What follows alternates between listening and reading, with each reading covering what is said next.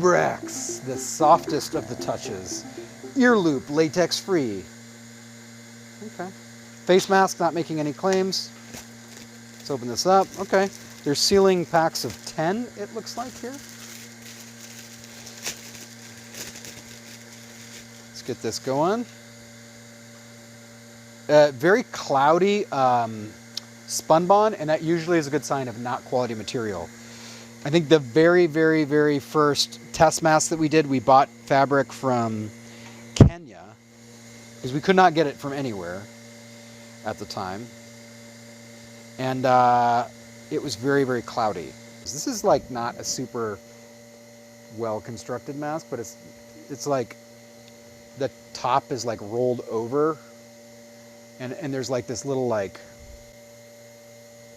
pocket here. I know you're probably saying I'm nitpicking, but that just shows that like their quality process isn't very good. Their nose wire is not centered. Little things, you know. Sometimes those, and I can't even cheat and see if that matters here. This is really breathable though. 57 pascals.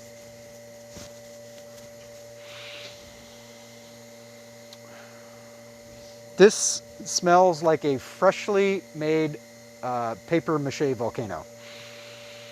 Yep, it's true. The ear loops, oh yeah. If they can come off on your ears like that, that's not a good sign. But does that matter if it doesn't protect you? I cheated, guys. I cheated.